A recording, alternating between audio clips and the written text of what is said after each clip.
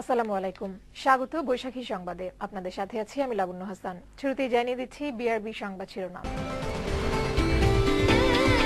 বিকেলে সংসদ বসছে, যাচ্ছে না বিএনপি। নির্বাচনকালীন সরকার পদ্ধতি নিয়ে সমঝোতায় পৌঁছাতে অধিবেশনকে কাজে লাগানোর পরামর্শ বিশ্লেষকদের।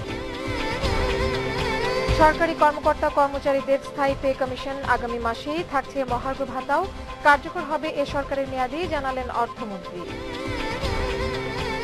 প্রবল স্রোতে মাওয়া কাওড়াকান্দি ফেরি চলাচল ব্যাহত, পারাপারের অপেক্ষায় শত শত যানবাহন। উত্তরাঞ্চলে বন্যা পরিস্থিতির আরও অবনতি। মিয়ানমার সীমান্ত দিয়ে অবৈধ ইয়াবার চালান আসছে ঢাকায়, আনছে বিশেষ চক্র। রায়ের বাজারে অভিযানে আটক একজন, জব্দ প্রায় ৫,০০০ পিস। এবং সিরিয়ায় রাসায়নিক অস্ত্র সংকট নিরসনে বাধ্যতামূলক প্রস্তাব তৈরিতে সম্মত আমেরিকা, ব্রিটেন ও ফ্রান্স, বিরোধিতা রাশিয়ার। শুনছিলেন শিরোনাম। সংবাদে এছাড়াও থাকছে বাউল সম্রাট শাহ আব্দুল করিমের মৃত্যুবার্ষিকী আজ। শ্রদ্ধা ভালোবাসার স্মরণ।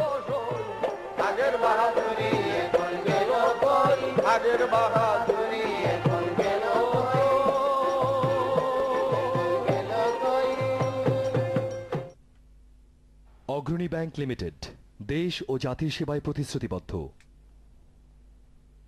এবারে বিস্তারিত সংবাদ। রাজনৈতিক সংকট নিরসনের সম্ভাবনা ও প্রত্যাশা নিয়ে বিকেলে বসছে নবম জাতীয় সংসদের অধিবেশন।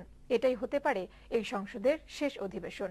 নির্বাচনকালীন সরকার ব্যবস্থা নিয়ে সমঝোতায় পৌঁছাতে তাই এই অধিবেশনকে কাজে লাগানোর পরামর্শ দিলেন রাজনৈতিক বিশ্লেষক ও সুশীল সমাজের প্রতিনিধিরা। আর তা না হলে দেশে রাজনৈতিক সংঘাতের আশঙ্কা করছেন তারা। আরো জানাচ্ছেন গোলাম মোর্শেদ। নবম জাতীয় সংসদে যাত্রা শুরু হয়েছিল ২০০৯ সালের ২৫ জানুয়ারি। নানান ঘটনার মধ্য দিয়ে নবম সংসদ পার করেছে ৪.৫ বছরের বেশি সময়। গত ১৮টি অধিবেশনে মোট কার্যদিবস ছিল ৩৯৪। বিভিন্ন সময় বিরোধী দলে যোগ দেয়া না দেওয়ার মধ্যে পুরো সময় তাদের উপস্থিতি ৭৫ দিন। ৮৩ দিন অনুপস্থিতির পর গেল বাজেট অধিবেশনে যোগ দেয় বিরোধী দল। এর মধ্যে সংবিধানের পঞ্চদশ সংশোধনের মাধ্যমে তত্ত্বাবধায়ক সরকার ব্যবস্থা বাতিলের পর আগামী নির্বাচন নিয়ে শঙ্কা এখন সব মহলে। রাজনৈতিক অনিশ্চয়তা কাটাতে সম্ভাব্য শেষ অধিবেশনকে কাজে লাগানোর পরামর্শ সুশীল সমাজের। এই অধিবেশনটি অত্যন্ত গুরুত্বপূর্ণ। যে কাজগুলি শুধু সংসদই করতে পারে, বাইরে আলোচনায় সম্ভব না, সেই কাজগুলি কিন্তু সংসদেই করতে হবে। সেই জন্যেই এই সংসদ যদি একবার শেষ হয়ে যায়, যদি রাষ্ট্রপতি যদি সংসদকে যদি প্রোরগ করা বলে যেটাকে, তাহলে পরে কিন্তু আর সেই সুযোগটা থাকবে না। কাজেই এই শেষ অধিবেশনের সুযোগ সরকারকে গ্রহণ করা উচিত। নির্বাচনকালীন সরকার ব্যবস্থা নিয়ে যে রাজনৈতিক সংকট সংবিধানের ভেতর থেকে কিংবা সংশোধনীর মাধ্যমে তা নিরসন সম্ভব বলে মনে করেন তত্ত্বাবধায়ক সরকারের সাবেক উপদেষ্টা ডক্টর আকবর আলী খান। তবে এজন্য প্রধান দুই রাজনৈতিক দলের সদিচ্ছার উপরই জোর দেন তিনি। সংবিধান সংশোধন করে সমস্যার সমাধান হবে না সংবিধানের ভেতরে সমস্যার সমাধান হবে, এ ব্যাপারে রাজনৈতিক দলগুলির মধ্যে আলাপ আলোচনা দরকার। এবং তারা যদি একমত হন তাহলে পরে আইনগত কোনো প্রতিবন্ধকতা দাঁড়াবেন না। আর তারা যদি একমত না হন তাহলে পরে বাইরের কোনো শক্তি, সেটা দেশের বাইরের কোনো শক্তি হোক আর দেশের ভিতরের রাজনৈতিক বাইরের শক্তি হোক, কেউ কিছু করতে পারবে না। গণতান্ত্রিক ধারা অব্যাহত রাখতে সংকট উত্তরণে সংসদের এই অধিবেশনকে প্রধান দুই রাজনৈতিক জোট গুরুত্বের সাথে নেবেন, এমনটাই আশা করছেন সুশীল সমাজের প্রতিনিধিরা। গোলাম মোর্শেদ, বৈশাখী নিউজ, ঢাকা।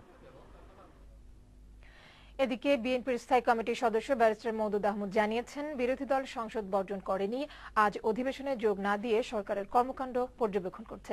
পরিবেশ তৈরি হলে বিএনপি যে কোনো সময় সংসদে যোগ দেবে বলেও জানান তিনি। দুপুরে জাতীয় প্রেস ক্লাবে স্বাধীনতা ফোরাম আয়োজিত আলোচনা সভায় তিনি এসব কথা বলেন। এ সময় নির্বাচনকালীন সরকারের রূপরেখা নিয়ে সংলাপের উদ্যোগ সরকারকেই নিতে হবে বলে জানান মওদুদ। নির্বাচনে সুষ্ঠু পরিবেশ তৈরি না হলে বিএনপি আন্দোলনের মাধ্যমে নির্দলীয় সরকারের দাবি আদায় করা হবে বলে হুঁশিয়ারি দেন বিএনপির এই সিনিয়র নেতা। আমরা এই সংসদ অধিবেশন বর্জন করি নাই, আমরা এই সংসদ অধিবেশনে যেতে চাই, কিন্তু আমরা আজকে যাব না। আমরা দেখব, অনুবীক্ষণ করব, পর্যবেক্ষণ করব সরকারের আগামী দিনে সরকার কি কোন রকমের সমঝোতার জন্য নতুন পরিবেশ সৃষ্টি করবে কি করবে না। গণতান্ত্রিক প্রক্রিয়ায় সহিংসতার কোনো স্থান নেই বলে জানিয়েছেন মার্কিন রাষ্ট্রদূত জ্যান ডেভরি মোজিনা। বাংলাদেশে কি ধরনের সরকারের অধীনে জাতীয় নির্বাচন হবে তা এদেশের রাজনীতিকদেরই ঠিক করতে হবে বলে জানান তিনি। বলেন, সংলাপের মাধ্যমে নিরপেক্ষ ও সুষ্ঠু নির্বাচনের পথ বেছে নিতে হবে। সুনামগঞ্জে দুদিনের সফর শেষে সকালে শহরের সুরমা ভ্যালিতে সংবাদ সম্মেলনে এসব কথা বলেন তিনি। বাংলাদেশকে জিএসপি সুবিধা পেতে রানা প্লাজা কিংবা তাজরিন ফ্যাশনের মতো দুর্ঘটনার পুনরাবৃত্তি হবে না তা নিশ্চিত করতে হবে বলে জানান মার্কিন রাষ্ট্রদূত। The issue is for Bangladesh to find its own way forward, and Bangladeshis know how to find that way forward. It will begin with constructive dialogue. সরকারি কর্মকর্তা কর্মচারীদের জন্য আগামী মাসে স্থায়ী পে কমিশনের গেজেট প্রকাশিত হবে বলে জানিয়েছেন অর্থমন্ত্রী আবুল মাল আব্দুল মুহিত।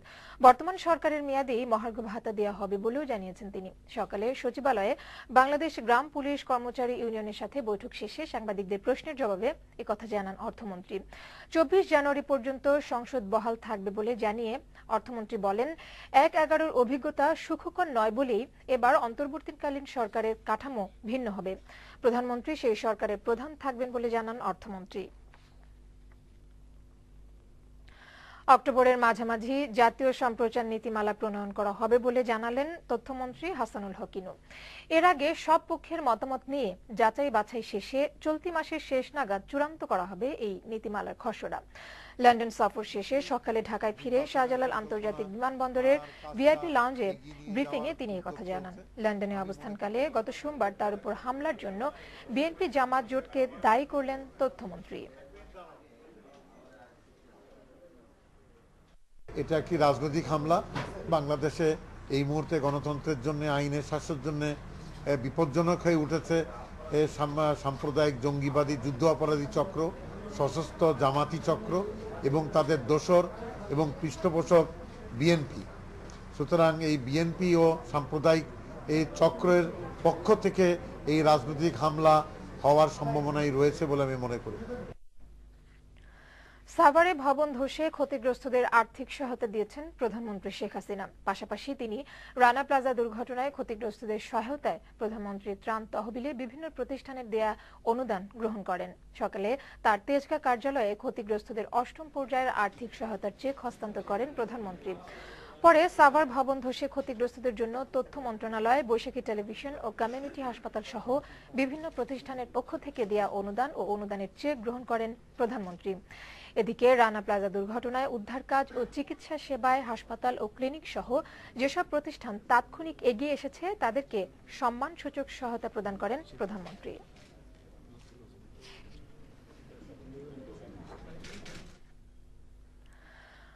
পদ্মার প্রবল স্রোতে মাওয়া কাউরাকান্দি রুটে ফেরি ও নৌ চলাচল ব্যাহত হচ্ছে। সকাল থেকে এই রুটে 5টি ফেরি দিয়ে যানবাহন পারাপার শুরু হলেও 3 গুণ সময় নিয়ে পদ্মা পাড়ি দিতে হচ্ছে। এ কারণে ঘাটের দুপারে আটকা পড়েছে কয়েকশো যানবাহন। চরম দুর্ভোগ পোহাতে হচ্ছে যাত্রী ও কাঁচামাল ব্যবসায়ীদের। এদিকে প্রবল স্রোতের কারণে মাওয়া লঞ্চ ঘাট এলাকায় দেখা দিয়েছে নদী ভাঙন। ফেরি চলাচলে বিঘ্ন করছে। এর মূল কারণ হলো উজানের পানি ভাটির দিকে গড়ানোর ফলে পদ্মা নদীতে অস্বাভাবিক স্রোত বৃদ্ধি পায়, যার ফলে আমাদের ফেরিগুলা স্রোতের প্রতিকূলে চলাচল করতে পারতেছে না। দেশের উত্তরাঞ্চলের কয়েকটি জেলায় বন্যা পরিস্থিতির অবনতি হয়েছে। কুড়িগ্রামে পানিতে ডুবে মারা গেছে 2 শিশু। এছাড়া সিরাজগঞ্জ, গাইবান্ধা, বগুড়া ও জামালপুরে যমুনার পানি বিপদ সীমার উপর দিয়ে প্রবাহিত হওয়ায় পানিবন্দী হয়ে পড়েছে কয়েক লাখ মানুষ। তলিয়ে গেছে এসব এলাকার রাস্তাঘাট, শিক্ষা প্রতিষ্ঠান ও আমনের বীজতলা সহ ফসলি জমি। প্রতিনিধিদের পাঠানো তথ্য ছবি নিয়ে আরো জানাচ্ছেন মাহবুব আসনি।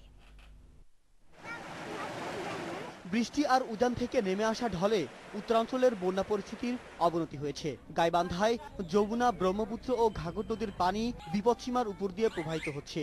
জেলার সদর, সুন্দরগঞ্জ, সাঘাটা ও ফুলঝুরি উপজেলার লক্ষাধিক মানুষ পানিবন্দী হয়ে পড়েছে। দুর্গত এলাকায় এখনো ত্রাণ না পৌঁছানোয় দুর্বিষহ জীবনযাপন করছে তারা। তবে কুড়িগ্রামের নদ নদীর পানি কিছুটা কমেছে। বন্যার পানিতে ডুবে উলিপুরে মারা গেছে 2 শিশু। এমন ধান যেটা গাড়ছিলাম পানির নিচে, এটা আর হবে না। না, এবার আমাদের বন্যায় কিছুই পাই নাই, বাড়িঘর পানি উঠছে, কোনো কিছু সাহায্য পাইনি আর কি। জামালপুরের ইসলামপুর, দেওয়ানগঞ্জ ও মেলান্দাহ উপজেলার 17টি ইউনিয়নের লক্ষাধিক মানুষ এখনো পানিবন্দী। দুর্গত এলাকায় দেখা দিয়েছে পানিবাহিত নানা রোগ। তলিয়ে গেছে প্রায় 10,000 হেক্টর জমির ফসল। সিরাজগঞ্জে যমুনার পানি বৃদ্ধি পাওয়ায় প্রতিদিনই প্লাবিত হচ্ছে নতুন নতুন এলাকা। গ্রামসি নাই, বিরামসি ভাঙে গেছে, এই জন্য আমরা ক্লাস করতে পারি না। বাচ্চারা দূর দূরান্ত থেকে আসতে পারতেছে না, ওদের সমস্যা হচ্ছে। 3 দিন ধরে বাড়ির পানি, আঙ্গুরে থাকা খুব কষ্ট হয়ে গেছে। এদিকে নতুন করে বন্যার পানিতে প্লাবিত হয়েছে বগুড়ার যমুনা পাড়ের অর্ধশতাধিক গ্রাম। সারিয়াকান্দি ও ধুনট উপজেলায় পানিবন্দী অর্ধলক্ষাধিক মানুষ। ডেস্ক রিপোর্ট, বৈশাখী নিউজ। কক্সবাজারের মিয়ানমার সীমান্ত দিয়ে আসা অবৈধ ইয়াবার চালান বিশেষ চক্রের মাধ্যমে সরাসরি ঢুকছে ঢাকায়। পাইকারি মাদক বিক্রেতার কাছ থেকে খুচরা বিক্রেতা হয়ে তা ছড়িয়ে পড়ছে রাজধানী সহ দেশ জুড়ে। বুধবার রাতে রাজধানীর রায়ের বাজারে অভিযান চালিয়ে 4,900 পিস ইয়াবা সহ এই চক্রের এক সদস্যকে আটক করে র্যাব। বিস্তারিত রকিব মানিকের রিপোর্টে। মিয়ানমারের ইয়াবা ব্যবসায়ীদের সাথে যোগ সাজসে একটি চক্র রাজধানীতে সরাসরি ইয়াবা আমদানি করে মাদক ব্যবসা পরিচালনা করছে। এমন খবর পেয়ে র্যাব 2-এর একটি দল রাজধানীর রায়ের বাজারের একটি বাসায় অভিযান চালায়। এ সময় তল্লাশি চালিয়ে 4,900 পিস ইয়াবা সহ আবুল খায়ের নামের এক ইয়াবা ব্যবসায়ীকে আটক করে তারা। জানা গেল, কক্সবাজার থেকে আইন শৃঙ্খলা বাহিনীর চোখ ফাঁকি দিয়ে ইয়াবা এনে ঢাকায় বিক্রি করত আবুল খায়ের। সে এই ইয়াবাটা সরাসরি একজন ডিলার হিসাবে কক্সবাজার থেকে ক্রয় করে এখানে এনে ঢাকাতে এনে বিক্রি করত। এ সময় তার কাছ থেকে নগদ 35,000 টাকা, 1 লাখ টাকা সমমূল্যের ভিয়েতনামি মুদ্রা, 16টি পাসপোর্ট ও 6টি মোবাইল ফোন জব্দ করা হয়। কক্সবাজার থেকে সে যে এলাকা থেকে নিয়ে আসতো বা যার কাছ থেকে নিয়ে আসতো তাকে ধরার প্রচেষ্টা আমাদের অব্যাহত থাকবে। এ চক্রের অন্য সদস্যদের গ্রেফতারে অভিযান চলছে বলে জানিয়েছে র্যাব। কিন্তু দায়ী এই ইয়াবা। রকিব মানিক, বৈশাখী নিউজ, ঢাকা। বাউল সম্রাট শাহ আব্দুল করিমের 4র্থ মৃত্যুবার্ষিকী আজ। 2009 সালের এই দিনে পৃথিবীর মায়া কাটিয়ে চিরবিদায় নেন ভাটি বাংলার এই চারণ কবি। শাহ করিমের স্বাতন্ত্র্যে তার দেহতত্ত্ব, আধ্যাত্মিক ও ভাটিয়ালি গান ছাড়িয়ে গেছে সময়কে। আর তাই আজও তার গান ফেরে সবার মুখে মুখে। সুনামগঞ্জ প্রতিনিধি মাহবুবুর রহমান পীরকে সাথে নিয়ে রিতানাহারের রিপোর্ট। কেমন দেখা যায়, ঝিলমিল ঝিলমিল করে রে ময়ূর পঙ্খী। লোকসঙ্গীতের সাধক কিংবদন্তি বাউল শাহ আব্দুল করিম জন্মেছিলেন সুনামগঞ্জ জেলার দিরাই উপজেলার ধল গ্রামে 1916 সালের 15 ফেব্রুয়ারি। গানের গুণে জন্মস্থানের গণ্ডি ছাড়িয়ে দেশে তো বটেই, বিদেশেও এক নামে পরিচিত শাহ আব্দুল করিম।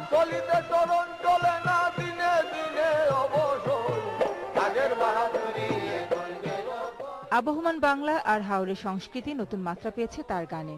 অসাম্প্রদায়িক এই বাউলের গানে রয়েছে স্বতন্ত্র ধারা। আমার অভিজ্ঞতা আমার উপরে লাইট দিছই। বাউল সম্রাট আব্দুল করিম যেসব গান রচনা করেছেন, গেয়েছেন, তার মধ্যে রয়েছে দেহতত্ত্ব, ভাটিয়ালি, জারি, শাড়ি, মুর্শিদি, মরমিয়া, ধামাইল গীত, বিচ্ছেদী, গণসঙ্গীত ও আধ্যাত্মিক।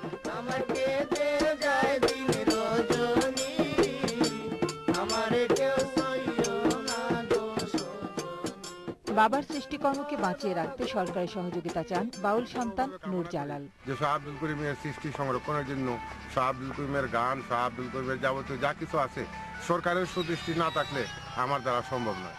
সাধনার সর্বোচ্চ স্বীকৃতি 21 পদক সহ আরো বহু পদক ও সম্মাননা পেয়েছেন এই বাউল সম্রাট।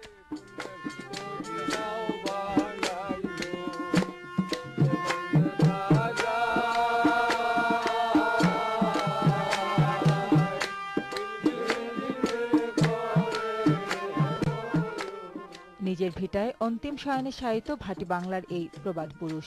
তবে নিজ গানের মধ্য দিয়ে অসংখ্য ভক্তির হৃদয়ে তিনি বেঁচে থাকবেন হাজার বছর। রিতানাহার, বৈশাখী নিউজ। প্রিয় দর্শক, সংবাদ এবার বিরতির সাথেই থাকুন, যাচ্ছে অন্যান্য সংবাদে।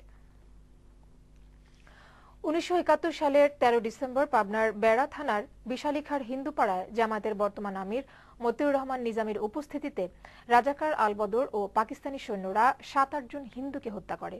পরে একই ধর্মাবলম্বী 3-4 জন নারীকে ধর্ষণ করে পাকিস্তানি সৈন্যরা। মানবতা বিরোধী অপরাধের মামলায় ট্রাইব্যুনাল 1-এ রাষ্ট্রপক্ষের সাক্ষী শাহজাহান আলী শুকুর এসব বলেন। এদিকে আন্তর্জাতিক অপরাধ ট্রাইব্যুনাল 2-এ পলাতক আসামি আশরাফুজ্জামান ও চৌধুরী মঈনুদ্দিনের বিরুদ্ধে সাক্ষ্য দিয়েছেন শহীদ সাংবাদিক নিজামুদ্দিনের ছেলে শাফকাত নিজাম। সাক্ষী বলেন, 12 ডিসেম্বর দুপুরে দুজন অস্ত্রধারী তার বাবাকে অপহরণ করে নিয়ে যায়। পরবর্তীতে তার বাবার সহকর্মী ও বিভিন্ন জনের মাধ্যমে জানতে পারেন ওই দুজন আলবদর বাহিনীর সদস্য ছিলেন।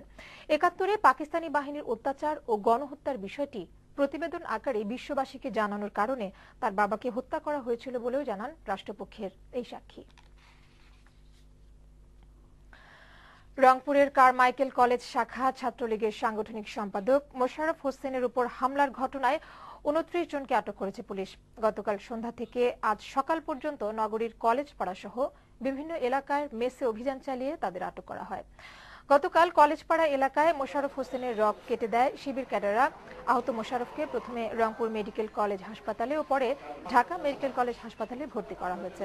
তবে হামলার ঘটনায় এখনো কোনো মামলা হয়নি।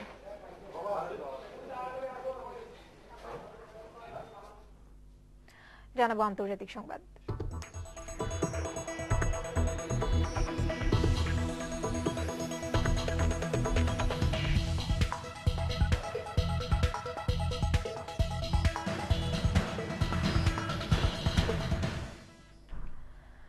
সিরিয়া প্রেসিডেন্ট বাশার আল আসাদের রাসায়নিক অস্ত্র ব্যবহার রোধে বাধ্যতামূলক প্রস্তাব তৈরিতে সম্মত হয়েছে জাতিসংঘের নিরাপত্তা পরিষদের 3 স্থায়ী সদস্য যুক্তরাজ্য, যুক্তরাষ্ট্র ও ফ্রান্স। তবে নিউ ইয়র্কে অনুষ্ঠিত বৈঠকে কোনো বাধা ধরা প্রস্তাবের বিপক্ষে অবস্থান নেয় রাশিয়া।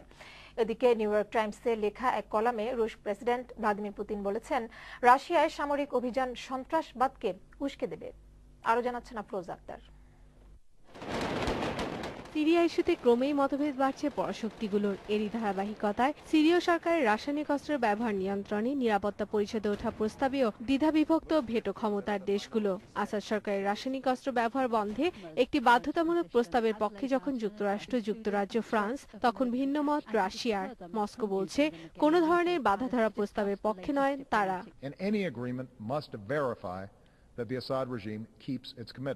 এদিকে নিউ ইয়র্ক টাইমসে লেখা এক কলামে রুশ প্রেসিডেন্ট ভ্লাদিমির পুতিন বলেছেন, সিরিয়ার সামরিক অভিযান নিরীহ মানুষের মৃত্যুর সংখ্যাই শুধু বাড়াবে। মার্কিন জনগণের উদ্দেশ্যে দেয়া ওই কলামে রুশ প্রেসিডেন্ট বলেন, নিরাপত্তা পরিষদের অনুমোদন ছাড়া সিরিয়ায় কোনো অভিযান চালানো হলে লিগ অব নেশনের মতোই কার্যকারিতা হারাবে জাতিসংঘ। বিষয়টি অনুধাবনের জন্য মার্কিন জনগণের প্রতি আহ্বান জানিয়েছেন তিনি। এদিকে জাতিসংঘের মানবাধিকার বিশেষজ্ঞরা বলছেন, সিরিয়ার বিভিন্ন শহরের সরকার ও বিরোধীদের নির্যাতন, ধর্ষণ ও যুদ্ধাপরাধের মাত্রা দিন দিন বাড়ছে। এতে প্রতিদিনই প্রাণ হারাচ্ছে বহু মানুষ। আফরোজ আক্তার, বৈশাখী নিউজ। এবার মার্সেল খেলার সংবাদ।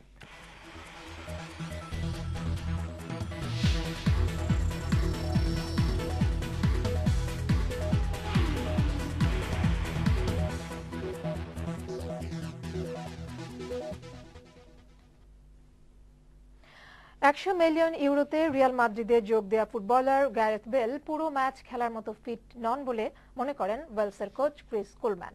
ইংল্যান্ডের এই কোচ মনে করেন, বেল যদি পুরো 90 মিনিট খেলতে না পারেন তাহলে রিয়াল মাদ্রিদই ক্ষতির মুখে পড়বে।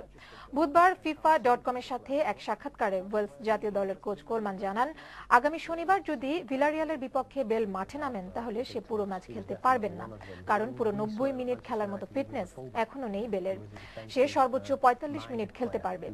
এই মৌসুমে মাত্র 4টি অনুশীলন সেশনে অংশ নিয়েছেন Gareth Bale. Record €100 million Tottenham ছেড়ে রিয়াল মাদ্রিদে যোগ দিয়েছেন বেল।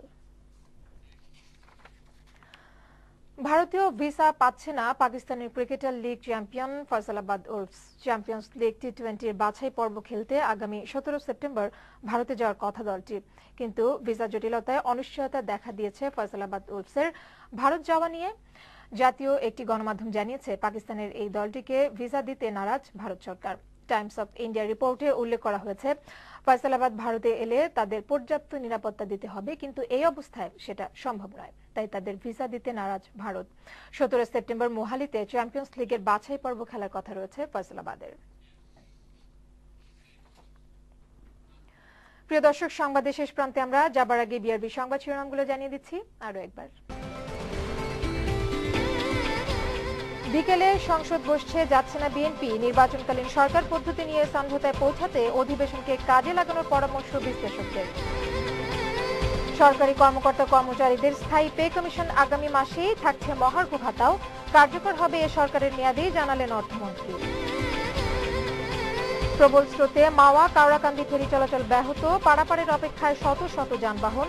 উত্তরাঞ্চলে বন্যা পরিস্থিতির আরও অবনতি। মিয়ানমার সীমান্ত দিয়ে অবৈধ ইয়াবার চালান ঢাকায় আনছে বিশেষ চক্র। রায়ের বাজারে অভিযানে আটক একজন, জব্দ প্রায় ৫,০০০ পিস। ৭১-এ পাক বাহিনী নির্যাতন ও গণহত্যার খবর প্রকাশ করায় হত্যা করা হয় সাংবাদিক নিজাম উদ্দিনকে। ট্রাইব্যুনালে শাফকাত নিজামের সাক্ষ্য। এবং সিরিয়ায় রাসায়নিক অস্ত্র সংকট নিরসনে বাধ্যতামূলক প্রস্তাব তৈরিতে সম্মত আমেরিকা, ব্রিটেন ও ফ্রান্স, বিরোধিতা রাশিয়ার। এখনকার সংবাদ এ পর্যন্তই। বেলা ৩টায় বৈশাখী অর্থ ও বাণিজ্য সংবাদ দেখার আমন্ত্রণ রইল। বৈশাখীর সঙ্গে থাকুন। ধন্যবাদ।